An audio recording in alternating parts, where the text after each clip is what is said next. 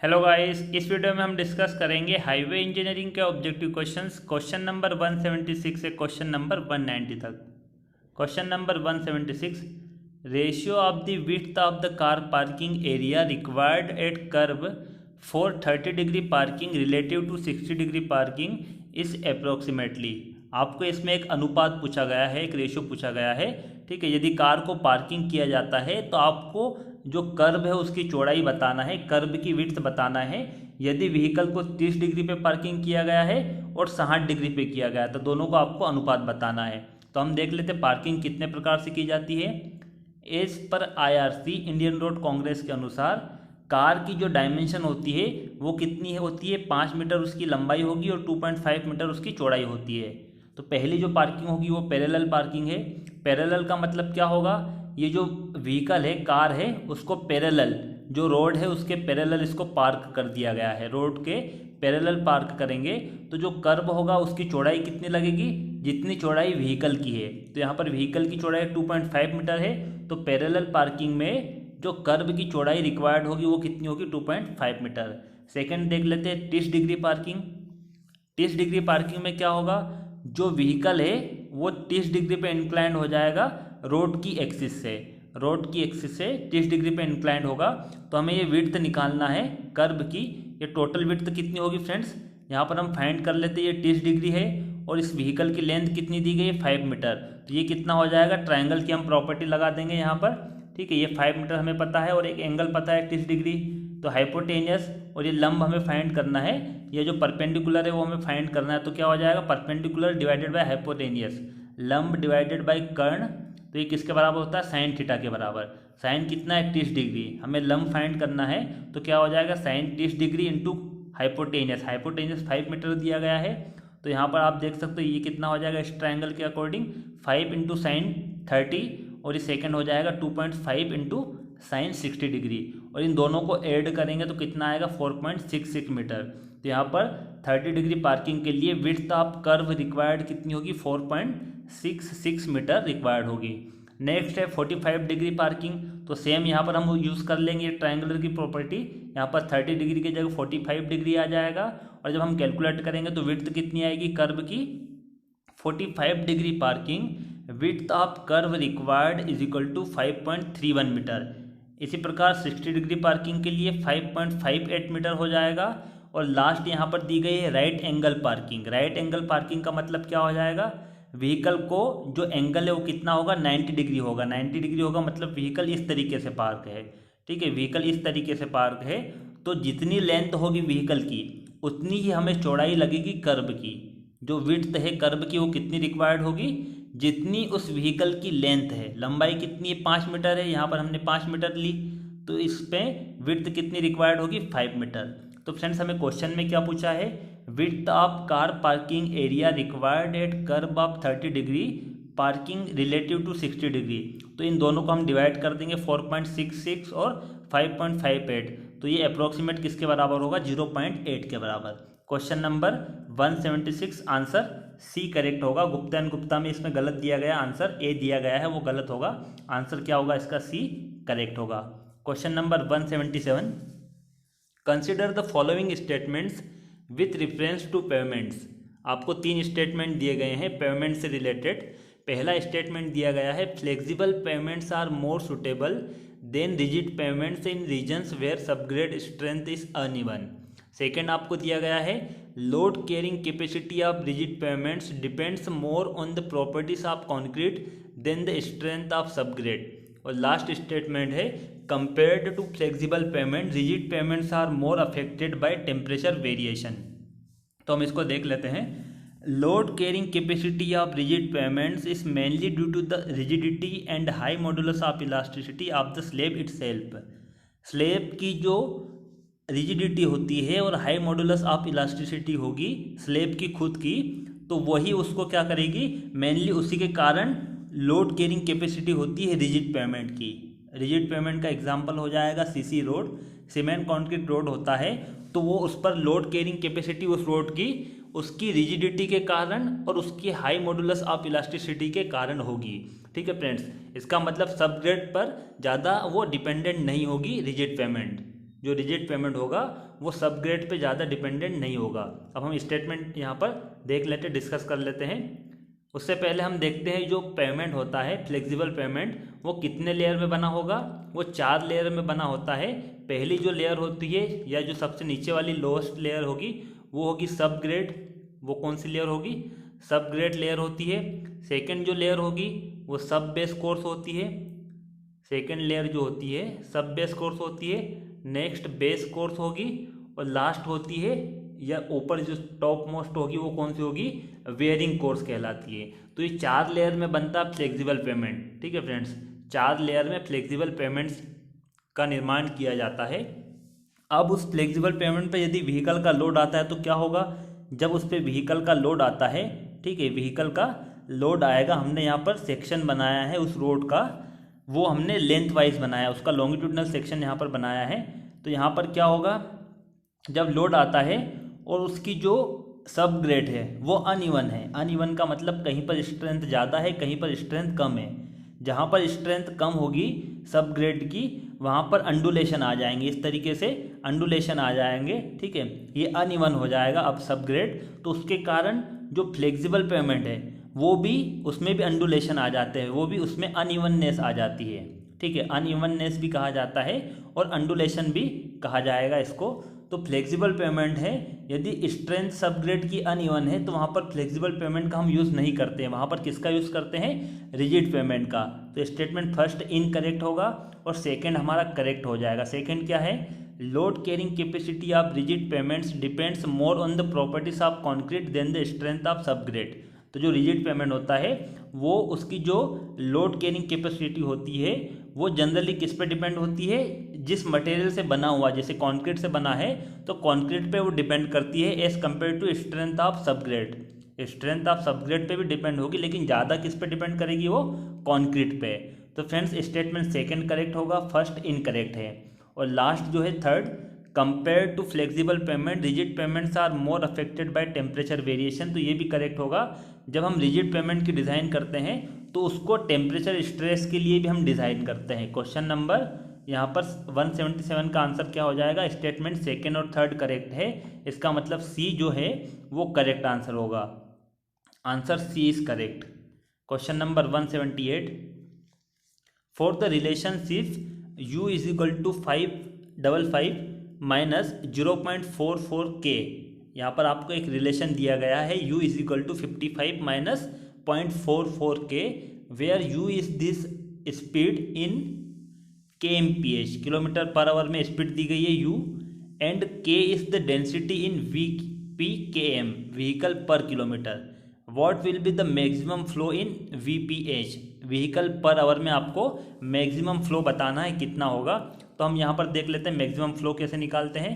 जो फ्लो और density speed, इन तीनों में रिलेशन क्या होता है? Flow is equal to density into speed. यहाँ पर हमने फ्लो को डिनोट किया है q से, डेंसिटी k है और स्पीड u है। यहाँ पर हमें दिया गया है given u is equal to, ये इक्वेशन दी गई है, तो यहाँ पर हमें u की वैल्यू रख देंगे तो ये q, यहाँ पर हमें इक्वेशन मिल जाएगी, फर्स्ट इक्वेशन होगी। मैक्सिमम फ्लो हमें निकालना है तो हम क्या करेंगे? मैक्सिमम फ्लो निकालने के लिए इसको डिफ्रेंशिएट कर देते हैं। किसके रिस्पेक्ट में करेंगे? k के रिस्पेक्ट में, डेंसिटी के रिस्पेक्ट में। तो हम मैक्सिमम फ्लो निकालने के लिए डेंसिटी के रिस्पेक्ट में यदि इसको डिफ्रेंशिएट करेंगे तो ये यहाँ पर k की वैल्यू हमें मिल जाएगी। k कितना मिलेगा? 62.5 व्हीकल पर किलोमीटर। अब हम क्या करते हैं, जो इक्वेशन है उसमें क्या करेंगे? इस k की वैल्यू रख देते हैं और k की वैल्यू रखेंगे तो हमें ये जो फ्लो है वो मैक्सिमम मिल जाएगा। और वो कितना होगा? लगभग किसके बराबर होगा? 1718, मतलब 1718 vehicle per hour. Question number 178 answer A correct होगा। Question 179, consider the following statements, collision diagram is used. जो कोलिजन डायग्राम होता है उसका यूज़ कहाँ पर होता है? तो हम इसको समझ लेते हैं कोलिजन डायग्राम को। Collision diagrams are used to display and identify similar accident pattern. Collision diagram जो होता है उसका यूज़ कहाँ पर होता है? जो सिमिलर एक्सीडेंट पैटर्न होते हैं उनको आइडेंटिफाई करने के लिए। They provide information on the type and number of accident. वो प्रोवाइड करता है, जानकारी प्रोवाइड करेगा, ठीक है, कितनी बार एक्सीडेंट हुआ है, including condition such as time of day of week, climatic condition, pavement condition and other information. तो ये भी वहाँ पर ये इंक्लूड होती है सारी जानकारियाँ जो कि कोलिजन डायग्राम से बताई जाती है। Collision diagram are most useful to compare the accident pattern before and after the remedial measures have been taken. यदि हमने वहाँ पर रेमेडियल मेजर लिया गया है तो उसके पहले कितने एक्सीडेंट हुए थे और बाद में कितने हुए थे, ठीक है, उनको भी कंपेयर करता है कोलिजन डायग्राम। तो हम देख लेते हैं स्टेटमेंट कौन कौन से करेक्ट होंगे। क्वेश्चन नंबर 179 का देख लेते हैं। स्टेटमेंट जो फर्स्ट दिया गया है, स्टडी एक्सीडेंट पैटर्न, तो जो एक्सीडेंट पैटर्न होता है उसकी स्टडी करने के लिए हम कोलिजन डायग्राम का यूज़ करते हैं। सेकंड, एलिमिनेट एक्सीडेंट, तो एलिमिनेट नहीं होता है कोलिजन डायग्राम से। थर्ड है डिटरमाइन रेमेडियल मेजर, तो फ्रेंड्स ये भी स्टेटमेंट करेक्ट होगा। Make statistical analysis of accident, ये स्टेटमेंट इनकरेक्ट है। तो फ्रेंड्स इस क्वेश्चन में, क्वेश्चन नंबर 179 में स्टेटमेंट फर्स्ट और थर्ड करेक्ट है, तो उससे हमारा आंसर क्या हो जाएगा, आंसर बी करेक्ट होगा। Question number 179 answer B is correct. Question 180, in which one of the following grades of highway is an emergency escape ramp provided. ठीक है, यहाँ पर हम देखते हैं कौन सी ग्रेड के लिए इमरजेंसी एस्केप रैंप प्रोवाइड की जाती है, इसको हम डिस्कस कर लेते हैं। रनवे ट्रंक रैंप या रनवे ट्रंक लेन, एस्केप लेन, इमरजेंसी एस्केप रैंप या ट्रक अरेस्टेड बेड, ये सारे नाम हैं, किसी भी नाम से क्वेश्चन आ सकता है। इज अ ट्रैफिक डिवाइस, ये एक प्रकार का ट्रैफिक डिवाइस है। That enables vehicle which are having braking problems to safely stop, जिस व्हीकल में ब्रेक की प्रॉब्लम होती है वो रुक नहीं पाता है, कहाँ पर नहीं रुक पाएगा। It is a typical a long sand और gravel field lane connected to a steep down hill grade section of main road, जो मेन रोड होता है उसके डाउन हिल ग्रेड में, ठीक है, जो रोड है, तो ये व्हीकल नीचे आएगा। ये व्हीकल जो है ये यदि इस डाउन ग्रेड में मतलब नीचे आ रहा है तो इसलिए इस व्हीकल का ये क्या हो जाएगा, डाउन ग्रेड हो जाएगा। ठीक है, तो डाउन ग्रेड में हम क्या करते हैं, वहाँ पर ये एस्केप लेन बनाते हैं। ठीक है, ये सारे नाम होंगे, तो ये हम वहाँ पर बनाते हैं जिससे कि वो कंट्रोल कर सके, व्हीकल को कंट्रोल कर सकता है। And a design to accommodate large truck और बसेस, तो जनरली किसके लिए डिज़ाइन किया जाता है, ट्रक और बस के लिए।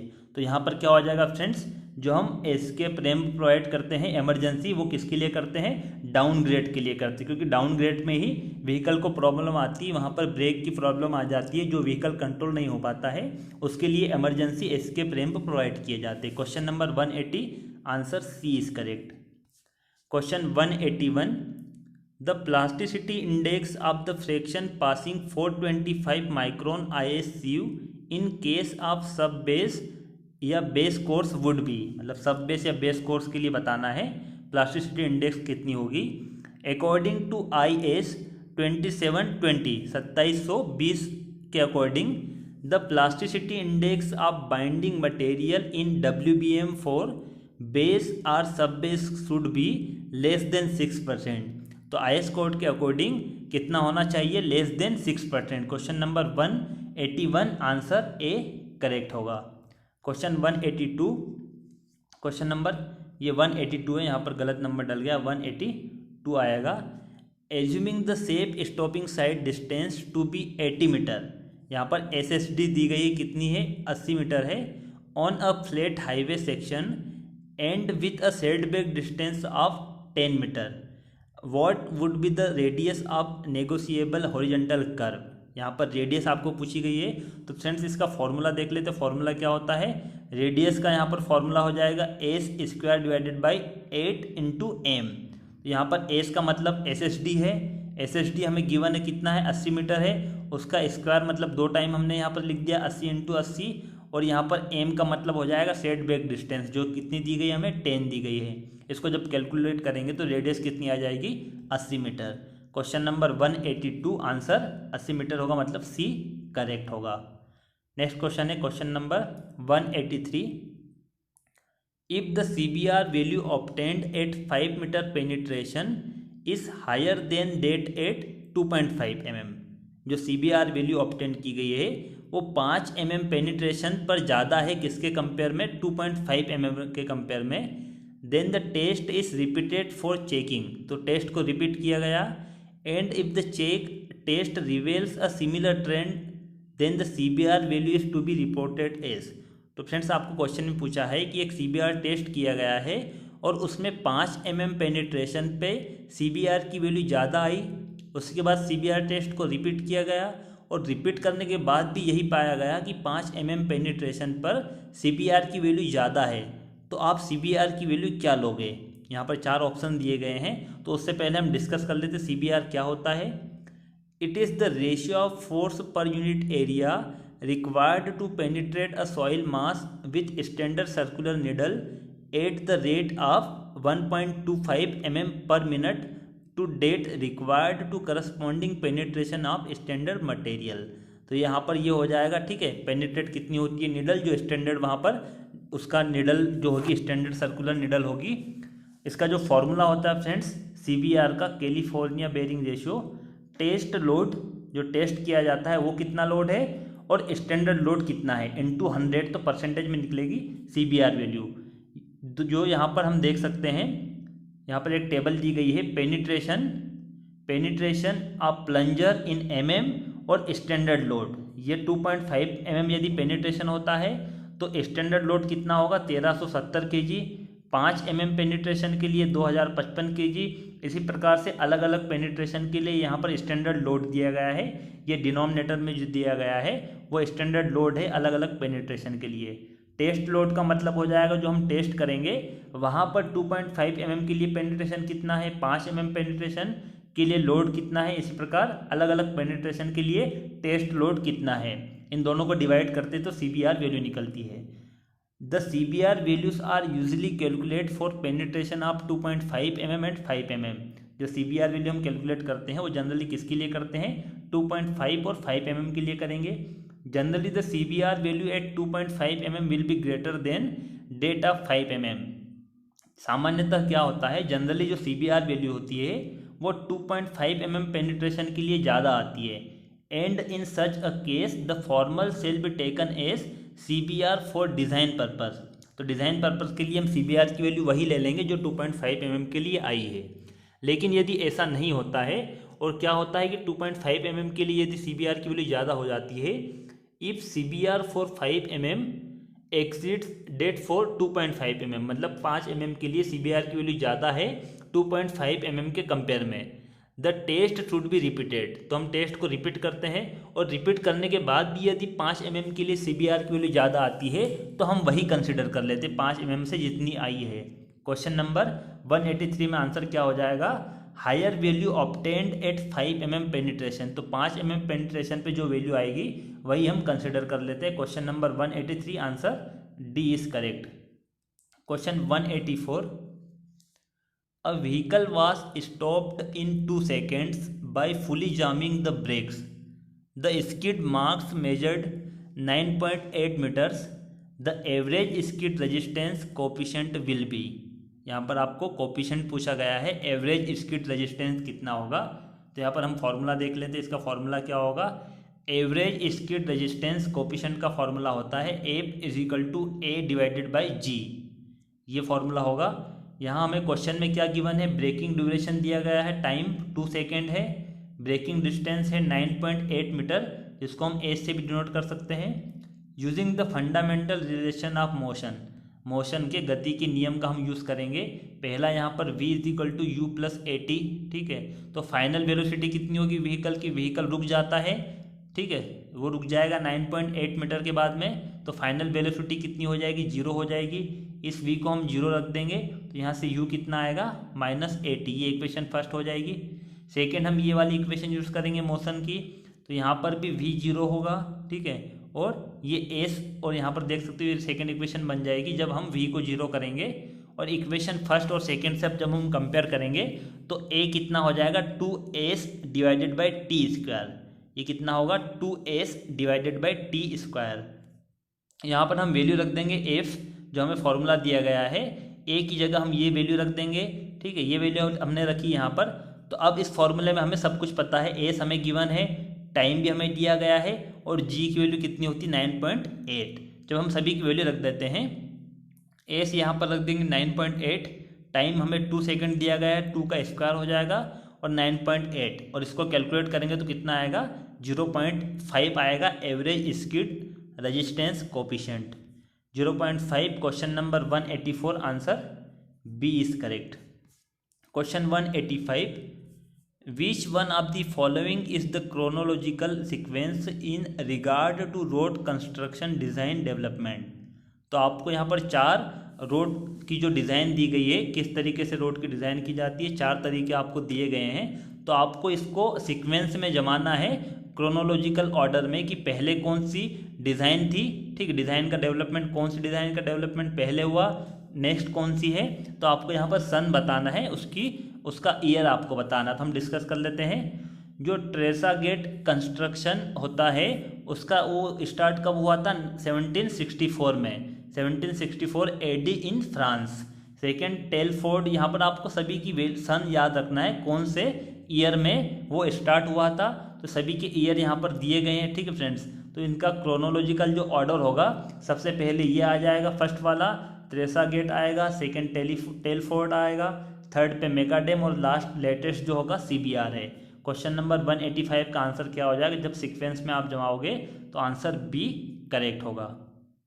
क्वेश्चन 186, यहाँ पर हम इसको देख भी लेते हैं। जो फर्स्ट वाला है ट्रेसा गेट है, इसमें जो बना हुआ रहेगा वो कैसा बना रहेगा, इसमें ग्रेवल और ब्रोकन स्टोन, ये जो इमेज थोड़ी ब्लर है यहाँ पर आपको क्लियर दिखाई नहीं दे रहा होगा। ग्रेवल और ब्रोकन स्टोन होता है वो 1 इंच की लेयर होगी, ब्रोकन स्टोन जो होंगे 2 इंच की लेयर होती है, और फाउंडेशन लेयर होगी 8 इंच की लेयर। ये अलग अलग लेयर अलग अलग इंच की होगी। टेलफोर्ड में 1 इंच की लेयर होती है ग्रेवल या broken stone, second broken stone होगी 7 इंच की लेयर होगी, फाउंडेशन लेयर 7 इंच की होती है।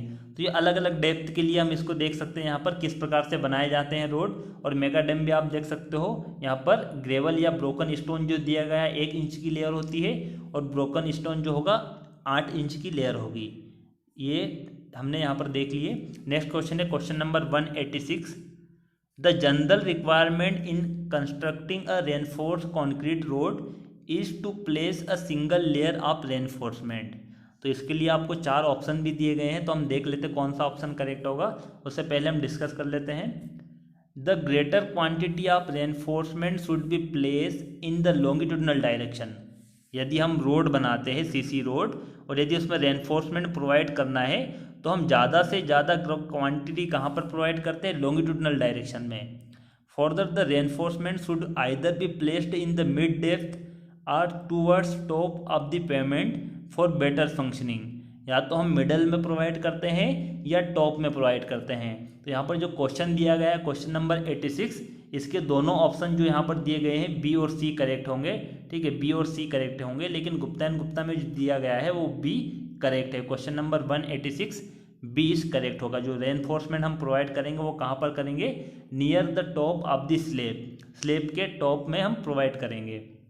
Question number 187, it is a common practice to design a highway to accommodate the traffic volume corresponding to. यदि हाईवे की डिज़ाइन करना है तो हम कौन सा वॉल्यूम लेंगे, ट्रैफिक वॉल्यूम कौन सा लेंगे। यहाँ पर आपको 4 वॉल्यूम दिए गए हैं, तो हम देख लेते हैं इसमें जो हमारा आंसर होगा वो क्या होगा, design hour volume. Design hour volume क्या होता है, is the hourly traffic volume used in the design of highway. Highway की डिज़ाइन करना है तो उसके लिए हम कौन सा वॉल्यूम यूज़ करते हैं, आवरली ट्रैफिक वॉल्यूम यूज़ करते हैं, जिसको डिज़ाइन आवरली वॉल्यूम भी कहा जाता है। The 30th highest hourly volume is the hourly volume that will be exceeded only 29 times in a year and all hourly volumes of the year will be less than this value. तो friends इसका मतलब क्या हो जाएगा, 30th highest volume जो है hourly volume, इसका मतलब है कि इससे केवल 29 टाइम्स क्या होगा कि जो वॉल्यूम होगा आवरली वॉल्यूम वही एक्सीड होगा, बाकी जितने भी साल में जो वॉल्यूम होगा ट्रैफिक वॉल्यूम वो इससे कम होगा, ठीक है, वो वॉल्यूम क्या होगा, कम होगा। क्वेश्चन नंबर 187 का आंसर क्या हो जाएगा, हमारा आंसर ए करेक्ट होगा। जब हम डिज़ाइन करते हैं तो हम ट्रैफिक वॉल्यूम कौन सा लेते हैं, हाईवे की डिज़ाइन करते हैं तो 30th आवर्ली वॉल्यूम हम लेंगे। Question number 187 answer A correct होगा। Question 188, the amount of mechanical energy imposed on the aggregate during aggregate impact test is of the order of. यहाँ पर आपको मैकेनिकल एनर्जी बताना है कितनी होगी इम्पैक्ट टेस्ट में। जब एग्रीगेट का इम्पैक्ट टेस्ट किया जाता है तो पहले हम फ्रेंड इम्पैक्ट टेस्ट को समझ लेते हैं क्या होता है इम्पैक्ट टेस्ट, उसके बाद हम एनर्जी देखेंगे कितनी मैकेनिकल एनर्जी इम्पोज की जाती है। प्रोसीजर क्या होगी इम्पैक्ट टेस्ट की? पहली जो प्रोसीजर होती है सैंपल लेना। सैंपल हम किस प्रकार से लेंगे? जो सीव होगी 10 mm की और 12.5 mm की, उस सीव का हम यूज़ करेंगे। तो 12.5 mm से जो सैंपल पास हो जाए और 10 mm सीव पे जो रिटर्न हो जाएगा उस सैंपल को हम लेंगे। तो पहली प्रोसीजर ये हो जाएगी। सेकेंड प्रोसीजर क्या होगी? जो हमने सैंपल लिया है उसको हम कप में ट्रांसफ़र कर देते हैं, ठीक है, और इम्पैक्ट टेस्ट अपैरेटस जो होता है उसमें ट्रांसफ़र कर देते हैं और कॉम्पैक्टेड करेंगे उसको टेम्पिंग रोड की सहायता से 25 टाइम्स, 25 बार उसको टेम्पिंग रोड की सहायता से उसको कॉम्पैक्ट करते हैं। थर्ड स्टेप इसमें है, now the hammer is raised. उसका जो इम्पैक्ट टेस्ट के लिए जो अपैरेटस होगा, ठीक है, उसमें जो हैमर होता है उसको रेस किया जाता है 38 centimetre height above the surface of the aggregate. Aggregate की सरफेस से 38 सेंटीमीटर उसको उठाते हैं, ठीक है, and allowed to fall freely on the specimen. उसको स्पेसिमेन पे फ्रीली फॉल किया जाता है। कितनी बार करेंगे? 15 बार उसको फॉल करते हैं। और जो मटेरियल होगा अब वो कप में जो मटेरियल है उसको 2.36 mm की सीव से उसको छान लेते हैं और जितना भी पासिंग मटेरियल होगा उसका हम वेट कर लेते हैं। और जो इम्पैक्ट वैल्यू वो क्या होगी? W2 डिवाइडेड बाई W1, ठीक है, ये इसका फॉर्मूला हो जाएगा। और यहाँ पर where W2 is the weight of sample, यहाँ पर ये फॉर्मूला गलत लिखा गया है। फॉर्मूला क्या होगा? W1 divided by W2 into 100, ये फॉर्मूला होगा। ये फॉर्मूला गलत है यहाँ पर। इम्पैक्ट वैल्यू क्या होगी? W1 ऊपर आएगा सीव थ्रू 2.36 mm IS सीव, और नीचे क्या आएगा डिनोमिनेटर में? W2 is the weight of sample. जो वेट ऑफ सैंपल हमने लिया था वो W2 आएगा। अब यहाँ पर ये तो टेस्ट हो गया है, इम्पैक्ट टेस्ट किस तरीके से किया जाता है। अब एनर्जी कितनी होगी वो हम डिस्कस कर लेते हैं। इन इम्पैक्ट टेस्ट 15 ब्लोस, हमने हैमर को कितनी बार गिराया? 15 बार गिराएंगे। और हैमर का वेट कितना होता है? 14 kg होगा। In impact test 15 blows of 14 kg hammer with a drop of 38 centimetre are given. और कितनी हाइट से हम गिराते हैं? 38 सेंटीमीटर से उसको गिराते हैं। Therefore mechanical energy imposed on the aggregate. तो मैकेनिकल एनर्जी कितनी हो जाएगी? इन तीनों को हम मल्टीप्लाई करेंगे और मल्टीप्लाई करेंगे तो कितना आएगा? ये 7980 kg सेंटीमीटर, ठीक है, kg सेंटीमीटर में होगी। क्वेश्चन नंबर 188 का आंसर क्या हो जाएगा? आंसर सी करेक्ट होगा। Question number 189, which one of the following binders is recommended for a wet and cold climate. इसमें 4 आपको ऑप्शन दिए हैं, तो आपको बताना है कि वेट और कोल्ड क्लाइमेट के लिए किस बाइंडर का हम यूज़ करेंगे, किस बाइंडर की सिफारिश की जाती है। तो यहाँ पर देख लेते हैं हम। Bitumen emulsion is a mixture of water and bitumen. जो बिटुमिन इमल्सन होता है वो किसका मिक्सचर होता है? पानी और बिटुमिन का। The bitumen content is in the emulsion is around 60%। वो कितना होता है? लगभग 60% होता है। और उसमें रिमेनिंग क्या होगा? पानी होगा, 40% वाटर होता है। इमल्सन कैन बी यूज्ड, अब उसका यूज़ देख लेते हैं। इमल्सन का यूज़ कहाँ कहाँ पर होता है?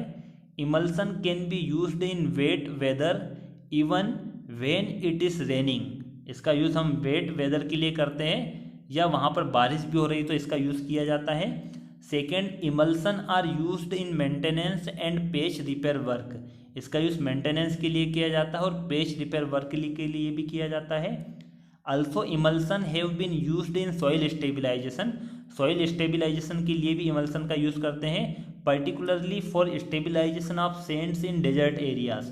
जो डेजर्ट एरिया होते हैं पर्टिकुलरली उस सैंड के लिए स्टेबिलाइजेशन करना है यदि उस सैंड का, तो हम इमल्सन का यूज़ करते हैं। तो यहाँ पर फ्रेंड्स क्या हो जाएगा? वेट और कोल्ड क्लाइमेट के लिए क्या यूज़ करेंगे? हम इमल्सन का यूज़ करेंगे। Question number 189 answer D correct होगा। लास्ट क्वेश्चन है इस वीडियो का। With reference to the Marshall mix design criteria for highways which one of the following pairs is not correctly match. यहाँ पर 4 पेयर दिए गए हैं, आपको बताना कौन सा पेयर इनकरेक्ट है। आपको इनकरेक्ट पेयर बताना है। मार्शल मिक्स डिज़ाइन क्या होती है?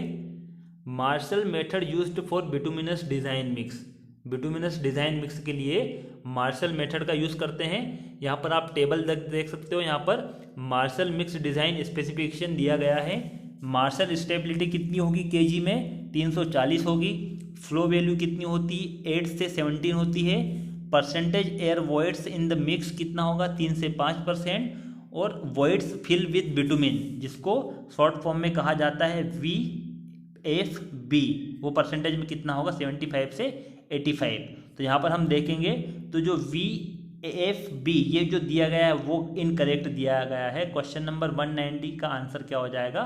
C करेक्ट होगा। ये वाला जो पेयर है वो इनकरेक्ट है। ठीक है, तो आंसर क्या हो जाएगा? C करेक्ट होगा। यहाँ पर आपको एक ग्राफ भी याद रखना है, जो ग्राफ दिए गए हैं। वैसे मैंने आपको लास्ट वीडियो में भी समझाया था, एक क्वेश्चन था, ये आपको ग्राफ दिया गया था और आपको पूछा था कि वाई एक्सिस पे क्या होगा, तो फ्लो वैल्यू उसमें हमने देखा था, उसका आंसर क्या था? Flow value. तो आपको ये ग्राफ भी याद रखना है। एक्स एक्सिस पे बिटुमिन है, ठीक है, और वाई एक्सिस पे आपको याद रखना है स्टेबिलिटी यहाँ पर होगा। फ्लो वैल्यू के लिए कर्व इस तरीके से बनता है, यूनिट वेट के लिए इस तरीके से कर्व बनेगा, एयर वेट्स और VFB। तो ये पांचों कर्व आपको याद रखना है। Question number 190 answer C is correct.